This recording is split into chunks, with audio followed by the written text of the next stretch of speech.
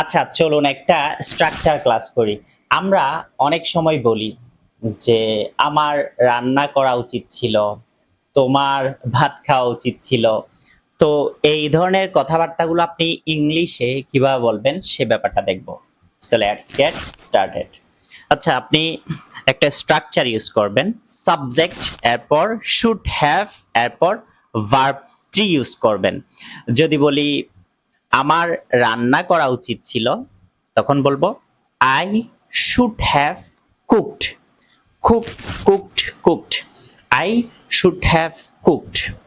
যদি বলি তোমার রান্না করা উচিত ছিল, ইউ শুড হ্যাভ কুকড। আমাদের রান্না করা উচিত ছিল, উই শুড হ্যাভ কুকড। তাদের রান্না করা উচিত ছিল, দে শুড হ্যাভ কুকড। যদি বলি তার রান্না করা উচিত ছিল, হি শুড হ্যাভ কুকড। মিমের রান্না করা উচিত ছিল, Mim should have cooked. At the same time যদি আমি এরকম বলি আমার ভাত খাওয়া উচিত ছিল, তাহলে বলবো I should have eaten. Eaten ভার্বটি eaten. I should have eaten rice. তোমার ভাত খাওয়া উচিত ছিল, you should have eaten rice. আমাদের ভাত খাওয়া উচিত ছিল, we should have eaten rice. তাদের ভাত খাওয়া উচিত ছিল, they should have eaten rice. তার ভাত খাওয়া উচিত ছিল, he should have eaten rice. মিমের ভাত খাওয়া উচিত ছিল, Mim should have eaten rice.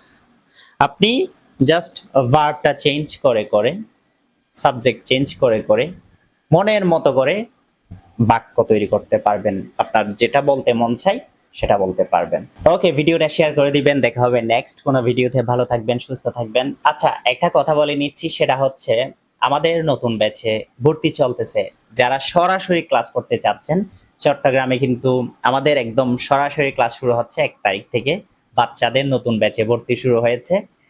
আপনার বাচ্চা কিন্তু দায়িত্বটা হচ্ছে আমার। দেখুন আমরা শুধু ইংলিশ শিখাই না, আমরা শিখাই কিভাবে সুন্দর করে কথা বলতে হয়, কিভাবে যে কোনো একটা বিষয় সুন্দর করে মানুষের সামনে উপস্থাপন করতে হয়। এই ব্যাপারগুলো আমরা শিখাই। কোন কাজটা করা যাবে, কোন কাজটা করা যাবে না, এই ব্যাপারগুলো শিখাই। দেখুন অনেক বড় বড় ছেলে মেয়েরাও কিন্তু বুঝতে পারে না কোন কাজটা করা যাবে, কোন কাজটা করা যাবে না, কোনটা করা উচিত, কোনটা করা উচিত না। এগুলো কিন্তু অনেক বড় বড় শিক্ষার্থীরাও বুঝে উঠতে পারে না। সো আমরা এই বিষয়গুলো শিখাবো আপনার বাচ্চাকে ইংলিশের পাশাপাশি। সো বাচ্চা হচ্ছে আপনার আর দায়িত্ব হচ্ছে আমার। আপনার বাচ্চাকে আমি সম্পদে পরিণত করব। আর 10টা বাচ্চার চেয়ে আপনার বাচ্চাটা হবে আলাদা। সো ভিডিওতে নাম্বার দেওয়া আছে, নাম্বারে যোগাযোগ করে আপনার বাচ্চার ভর্তিটা নিশ্চিত করুন। চলে আসুন আমাদের অফিসে। সো ভালো থাকবেন, সুস্থ থাকবেন। আসসালামু আলাইকুম।